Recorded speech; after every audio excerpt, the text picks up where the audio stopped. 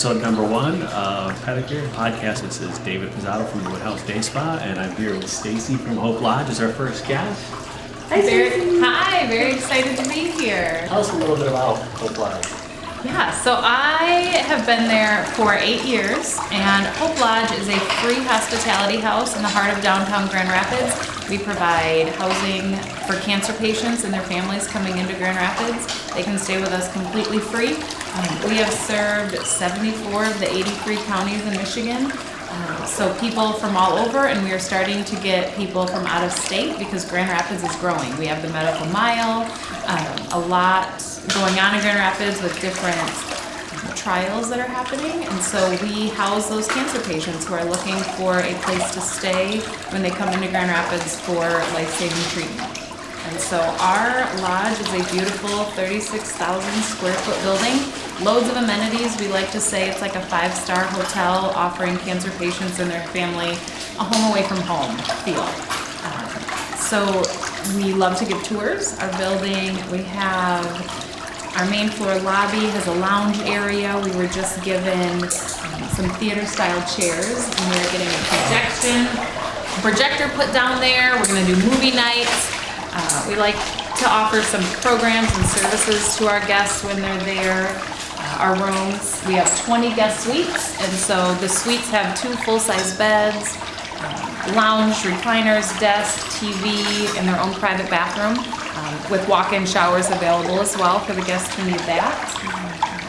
And then we have our community floor. So on our community floor, we have a state-of-the-art kitchen. It has everything you could possibly need to cook with. So the KitchenAid utensils that were donated. Whirlpool has been a generous donor of ours and given, we have refrigerator, freezer space, everything you need to bake with, so guests can really bring their food in and make the food whatever they need for their treatment plan. And it also saves on cost of having to eat out when they're coming into Grand Rapids. So yeah, we have a game room, a pool table, shuffleboard, projector screen right now on the 3rd floor, and every Sunday right now, you know, it's football season, so right now we're pulling the screen down.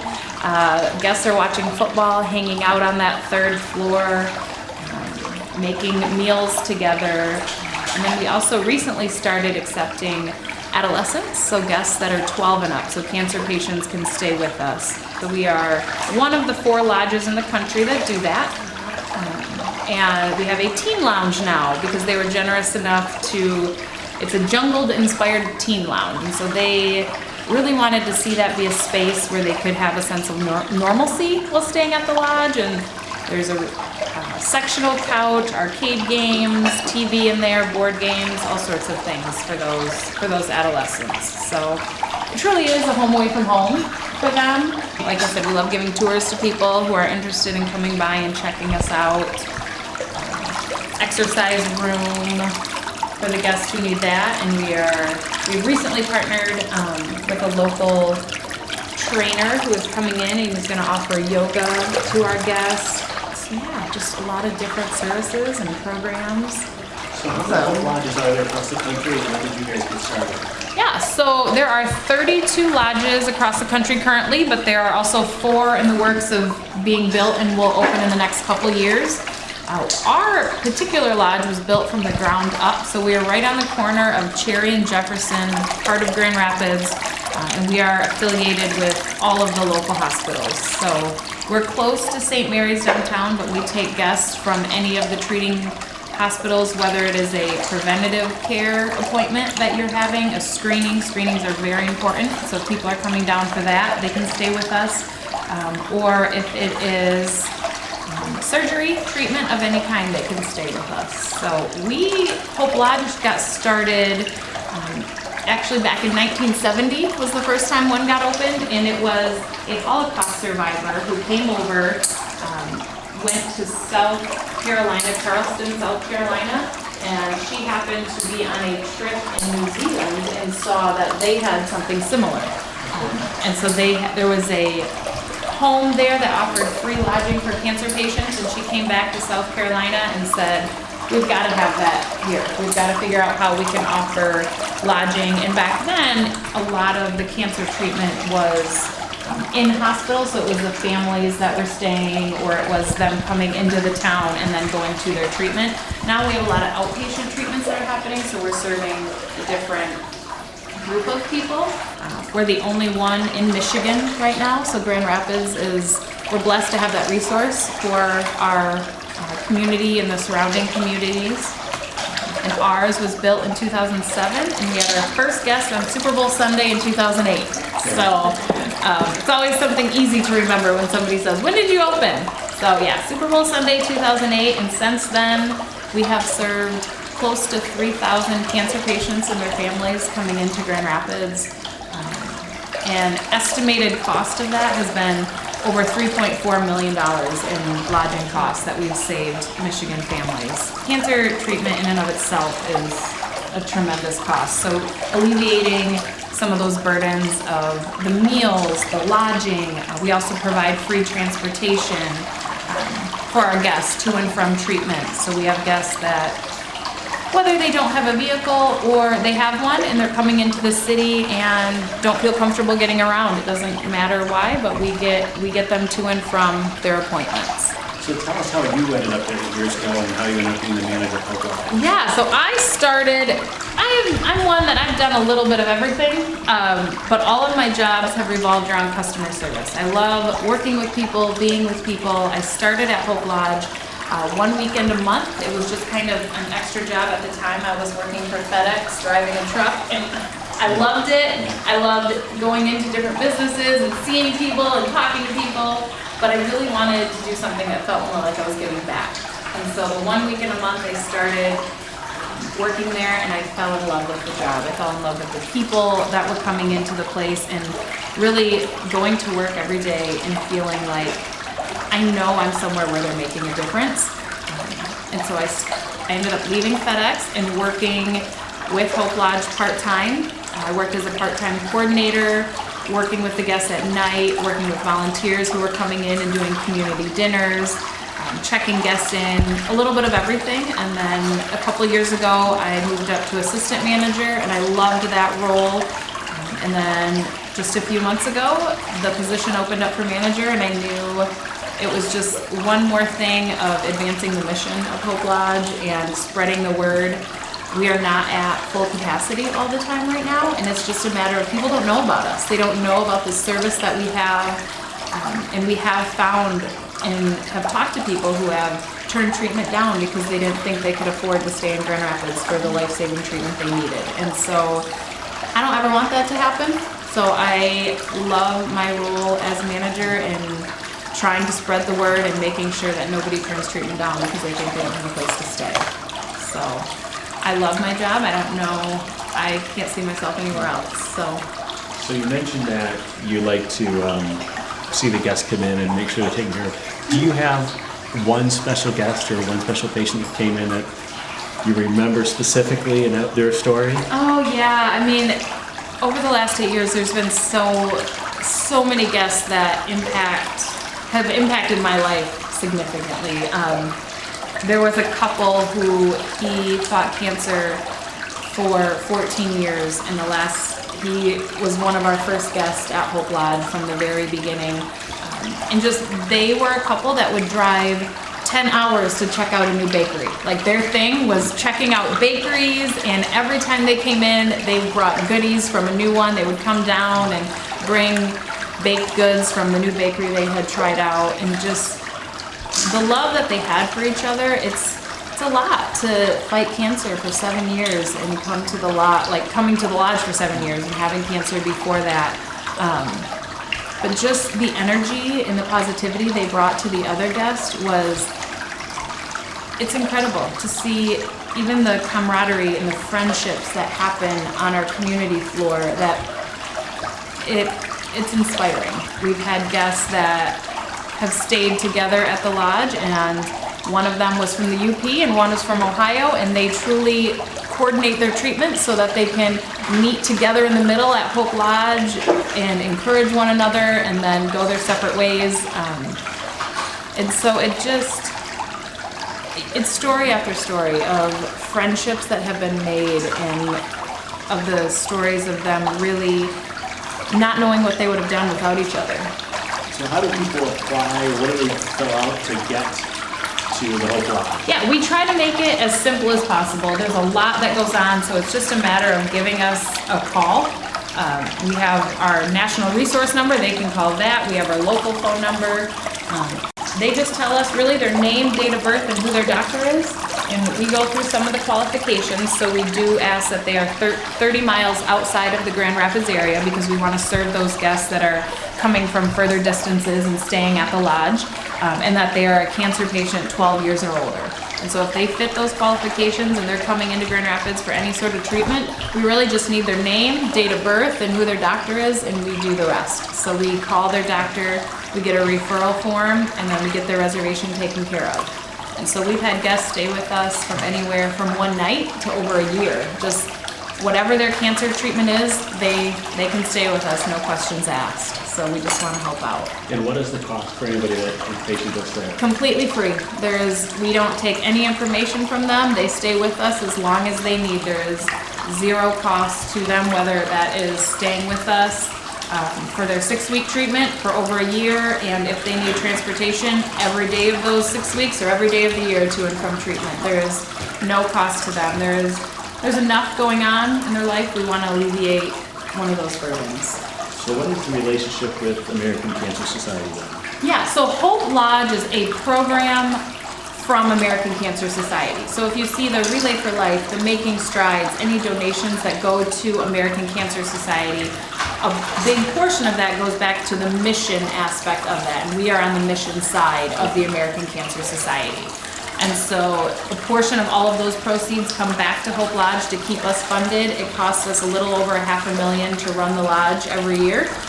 So a portion of that. We also do a few fundraising events throughout the year. We just had our big Years and Cheers fundraising event this past weekend. That was a huge success, and we had a lot of fun doing that, and we're already talking about next year and how we can make next year even better. Our offices actually are connected. We are one of the lodges where we get to work every day with those coordinators that are raising funds for Hope Lodge. So tell us a little bit more about your event this past weekend. Yeah, it was a great day. It was a perfect day for the event. The sun was out, it was beautiful. The ride is a 75-mile, 35-mile, or 10-mile bike ride, so you don't have to be the avid 75-mile cyclist. But it's a lot of fun. We have fun stops along the way. We had some donut stops, we had a bagpiper playing music, steel drum band, and then of course nutrition and fun stuff at each stop along the way. So halfway lunch, and then a big celebration at the end with a live band. And we were able to raise a little over $75,000 for Hope Lodge with this event. So we were very, very excited. It was a lot of fantastic riders who went out and raised funds for the lodge in support of us. And this was our third one, so it was our best one yet, and we just hope to keep making it better and better. So what type of donation requests do you guys have on a weekly basis? You mentioned dinners and a few other things. What are the items you're looking for people to donate? Yeah, so we have our wish list, and along with the kitchen and some of those things, we also have our laundry rooms. And so guests can do laundry while they're there, so we go through a lot of laundry soap, the dishwasher soap, just some of those everyday items that anybody would use at home. So it's toilet paper, paper towel, dish soap, laundry soap, bottled water for our guests. Really anything that somebody would say, hey, I use that. Those are one of my staples that I buy on a weekly basis for myself. Those are the items we go through because we truly are a home away from home. So sometimes it's cleaning supplies, sometimes it's, and then just the foods, the non-perishable foods that we can keep and store in our pantry for the guests coming in. So canned goods, things like that. When we did our tour the last time, just a couple weeks ago, I know the 4th floor was where transplant people were at. So tell me what you went through to get that approval and what that floor is for. Yeah, absolutely. So our 2nd and our 4th floors are the sleeping floors. And so our 4th floor has 6 guest suites on them. And we partnered with Spectrum. So Spectrum Health is really growing in their blood and marrow transplant. they're doing more and more of them. They're finding a lot of success in that. And so in order to house the patients after they have a transplant, because they have to stay close to the hospital sometimes for weeks after to make sure their immune system is building back up and that the transplant is going well, they stayed close to us. So we had to completely renovate the 4th floor, rip up carpet, get metal blinds, all leather furniture to make sure it was sanitizable basically. So we got that approved with Spectrum Health. They have their own kitchenette up there so they don't have to go to the community floor. And then there's a couch and the TV and a fireplace and just another room that makes it feel like home, but is still very sanitized and cleaned, so it's a safe place for them to be while they're healing. Yeah, it was a big project. And then we also we are excited to say we are a carpet-free lodge, so all carpet is out of the lodge. We had funding to be able to put new vinyl flooring in, and it just eliminates one more factor that can cause germs in the lodge. What are some other big items that you're looking to do in the next year that says, boy, I'd love to have the money to do this to make it a better spot for our guests? Yeah, absolutely. So one of the big areas is our outdoor patio. And so we have a small patio out there, just an outdoor space that nothing has been done to it in the past 11 years. It kind of was put out there when the building was built, and it's starting to see the wear and tear from 11 years. And so really updating that space is a big part of what we'd like to do in the next year, of just maybe getting some new patio furniture, one of the outdoor propane fireplaces, just a nice area where guests can come, get some fresh air, and be outside of the lodge. So that's one of them. We're updating the projector room, so we got a couple of theater style chairs. We're hoping to add a few more in there and really make it feel like a fun room, a theater room. And then just some of the furniture that's outdated throughout the lodge that is still cloth, and we really are trying to go to the leather in certain areas of the building to make sure it still feels like home, but at the same time is clean. So how much is staff versus volunteers, and who's in your group that works there every day versus how many volunteers do you need and what do you need people for? Yeah, we could not run without our volunteers. There is no doubt about that. So we have volunteers that work at our front desk. They greet the guests when coming in. We have volunteer drivers that help get those guests to and from their treatment every day, which is huge to be able to offer that. We just got 2 more that signed on, so that's really helpful, but we're always looking for volunteer drivers. We have twice as many volunteers as we do staff, which is fantastic. And just for the whole mission of putting the money where it should be, and we have amazing volunteers that help us out. So they also come in, and we have groups that will do community dinners for our guests. And that alleviates another just burden. They don't want to come back from treatment and have to worry about preparing a meal. So we have groups that come in and prepare meals for our guests, and we do that right in our kitchen, community style. We encourage the volunteers to enjoy the meal with them as well, really get to know the guests, talk with them. So if I want to volunteer, what do I do to get in contact? You can give us a call, find us on Facebook, email us, and we can get you set up. So we have our phone number is just 616-551-4000, and anybody answering that can help out. And so we really volunteer drivers, cancer.org/drive. So that gives a little bit more of the information to sign up as a volunteer driver. There's a little bit more of a process as far as background checks and things like that, but we try to make it as easy as possible. So when you look at like the 5-year, 10-year plan, is there something special you guys are working towards, or anything that you can share that says, well, we'd like to have this type of room or this added, or your next big major project? Gosh, so my dream, we have this outdoor space on top of the service center side right now, so where our building is connected, and there's this window right by our elevator that goes out onto the rooftop of that. And my dream in the next 10 years is to do a rooftop garden for our guests, of just an outdoor space up there where the guests can go and really look out over the city and just have a space to breathe. So that is a big dream of mine. Okay. We've got a lot of steps before that happens. I got to get an architect in there first to just tell me I can even do that, but that's a dream of mine. And then really filling the rooms. Right now we range around 60 to 70% occupancy, and I want to be at capacity where maybe we need to add more floors and help more people.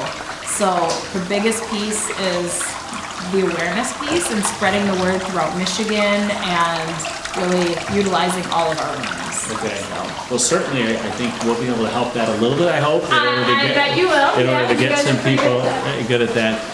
For those people that want to get in the nonprofit world, what would be either the good points or the bad points, or maybe suggestions you have for those people about this is a great career or this is a difficult career because of this? Yeah, I mean, it is one of the most rewarding things I've ever done in my life, but it is also one of the hardest. Cancer sucks. It's hard. I've cried with guests. I've celebrated with guests. So it's one of those. It's not for everyone. You have to know what you're getting into. You have to know that there are going to be days where it's hard. In my office, I have 3 different quotes from past guests that I read on days that are hard, and that is how I keep going and how I keep doing what I do, is because of those ones that without Hope Lodge they may not have gotten through. And so I read those to keep me going. But yeah, the nonprofit world is not for everyone. It's not always easy. So, but very much worth it. So earlier today you said you haven't been to a spa in a while because you have 4 kids. I do have 4 kids, so this is a huge just treat for me. So I'm not, the lovely lavender wrap around my neck right now, the cinnamon tea that was brought to me, this fantastic robe. I'm definitely being treated right now. So maybe the nonprofit world isn't so bad after all. So how old are your kids? I have a 12-year-old, a 7, 4, and 7 months. So they're a little bit spread out, and I've got everything from that middle school drama to that baby teething phase. So it's an adventure. We have a fantastic staff at Hope Lodge, like my assistant managers and the coordinators. I couldn't do it without them. And they make all the difference in the world for our guests, and really having that smiling face when they come into the lodge, and for me, and so that we are a family just as much as all of the guests that come into the lodge, supporting one another as staff as well, because we need it. So when you go to work in the morning, what are your biggest problems that you're thinking about every day? It says, oh, I have to do this today, or this is of running a nonprofit is just different than a normal business. It is, and one of the things that I love about my job is I never know what's gonna come that day. I could try to plan and try to say these are the things that I'm gonna get done, but if our air conditioning unit goes out, or who knows, the flooring project of the never-ending construction zone that we had. But I love it. Or if a guest just needs to talk. There are days where I have a lot that I need to get done, but a guest will come into my office and we're just gonna talk for an hour because they just need to get that out. So as far as things that really need to get done, being there for the guests is the #1 priority. Kind of everything else gets done when it gets done. But there's, the basic reports and all of the things that come. So there are some after hours. Nonprofit, that is one thing with nonprofit, is it's not your normal 9-to-5 job. You never really leave, but that's okay. So you mentioned Whirlpool earlier that gave you a lot of stuff. So what are some other businesses in town that have really helped you guys out over the past few years? Yeah, we get food from Spartan Nash has donated some food for us for our pantry. The Grand Rapids Chamber has been helping us quite a bit, and it's actually where we met, which was fantastic. They are doing some great things. Yes. And then just different, even from the ground up, the Weggy Foundation it is the Peter Weggy Guest House, because they helped us build from the ground up, and all of the local hospitals support us. So we've got a lot of organizations out there from the beginning that have that have helped us. So you mentioned earlier that you want to do this garden or Yes. this thing. Yes. So really your first step is, because I guarantee you we have architects that follow us. So is that really the first person you're looking for to get that dream, is to somebody to talk to you about the design, if it's feasible? Yeah, I think from what I've been told, I think it's the original, like, is the structurally sound. Is it something that we could even do is kind of step one. And then the design out there and kind of going from there of what that looks like. So I think it would be huge for our guests to have that space. And then we're looking for room sponsorships. So Okay. we have the 20 guest rooms, and right now a couple of them have been taken. So I think we're down to 17 more that could be sponsored. And so what that room sponsorship is it covers one room for an entire year as far as the cost of it, operationally, the programs that are offered. And so that's a $25,000 room sponsorship, and your plaque gets put on the room as far as that being your room. They can design the decor, do whatever they want in that room to kind of make it their own, whoever decides to sponsor that. So we have that option as far as being recognized in our lobby and things like that. And then we have our Day of Hope, and so that comes into play if there's in memory of or in honor of, or if it's someone's birthday and you want to sponsor the lodge for one day. That's $1,500 to run the lodge for a day, and then that day is all about that person. So those are just different ways of trying to keep the lodge funded and really being able to continue offering the free lodging for our guests. So do you guys have like an annual meeting where all the Hope Lodges get together and share ideas or talk about anything? We do have, so I have my monthly manager meeting, and so Okay. I've got people from Memphis, we've got ones in Ohio, Tennessee, and then actually Hawaii as well is on our call. And so we kind of share best practices, what's going on. And different lodges are full for different reasons, and they're all different sizes. Like I said, ours is 20 rooms. That's pretty average for most of them. But yeah, sharing ideas and how to get the word out there, how to serve our guests more in different programs and things that we can offer our guests, and working with volunteers. So it's a lot of working with the other ones around the country and figuring out how to do this better. So when you guys have, let's say 12 to 15 people there today, how many, is there 3 to 5 staff on all day, during the day? So tell me a little bit about your staffing needs and how that works out to help with those people. So staffing wise, I am there Monday through Friday, pretty much all day until usually about 4 or 5 o'clock. And then we have assistant managers that are there as well. And then at night we have one coordinator on duty. So there's always somebody in the building 24 hours a day. So we have a coordinator on duty, usually with a volunteer there at night. But we are looking for more volunteers for those evening hours, especially when we have community dinners. And so those volunteers we're looking for really just work at the front desk, greet guests when they come in, answer the door, and then kind of navigate and transfer phone calls and things like that. So during the day we have 2 staff on, at night we have 1, and then we have security there all night long for our guests if they need that. So it's a small staff that we have. So I know we're doing, I think, a community dinner with you guys We're on the 22nd. so excited or to have something you. like that. Yeah. So tell us just again to go over what that entails and what you're looking for. Because I know you sent us a lot of dates that were open, and we'll see if we can try to get some people to fill. That would be those dates. fantastic. So yeah, we're looking for groups to come in. We recommend around 10 people, although we don't turn volunteers down, but it just sometimes can be overwhelming for our guests if we have too many people there. Okay. But we do dinners at 6 o'clock on Monday, Tuesdays, and Thursdays. And those dinners you can either prepare ahead of time and bring with you, or like I said, our kitchen has everything you can need to cook and bake with. So we have some groups that come in and prepare the meal at the lodge, and then that is served buffet style right in our community kitchen, and the guests come in. We announce that at the beginning of the week.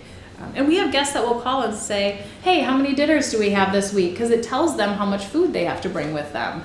And the more dinners we have, the less they have to haul with them and worry about. So we definitely are trying to fill up the calendar in October. And it could be food that was purchased and brought in. It could be we are open to anything. So our guests have done, anything, where from pasta night, taco night, potato bars, pizza. We have a grill on our patio where if they want to grill and bring that up. Mm-hmm. So we don't limit it as far as what the ideas are for the dinner, but that's a little bit about what it looks like. Got it. So I think we're going to try to get Mission Barbecue to partner with us. Nice. We're not probably the best baking company that want to do that. We'd much rather just bring it and serve it and that's fantastic. And do that. I love it. So what else about maybe Hope Lodge that I haven't asked you about that you want to share with our guests about what makes you guys special or unique? There are a lot of hospitality houses in the area. That's one thing about Grand Rapids is we weren't necessarily built because we were needed. We were built because we have so many great people in the area that heard about Hope Lodge and wanted to see it built. And so the thing about us is we are the only hospitality house that houses cancer patients only. Whereas some of the other ones, it's just everybody going through different things. So when guests stay with us, they really are all on the same journey. And it almost is something you have to see in person. So I love offering tours. You can call ahead of time if you want, or people can just stop by, ring the bell and say, hey, I heard about you. I'd love to see your building. Like I said, there's somebody there 24 hours and always willing to give a tour. Because it's a beautiful building and we love what we offer to guests. And so having people see that and spreading the word is our mission right now. Good. Yeah. So that wraps up our interview for today, our first Pedicure Podcast. The last thing we'll have when you leave, for everybody that comes and gets part of the interview, gets a chance to do some recognition for somebody else. So we will leave you with a gift card so you can recognize maybe one of your volunteers that has worked there forever, so they can come. That is fantastic. Along with hopefully their best friend or their partner. And experience the same thing that you and I are doing right here. You get pedicures together. Man, well, this is fantastic. So I would love to gift this to one of our staff or volunteers. Super. This is amazing. Thank you. Thank you so much, David. Thank you very much. Awesome.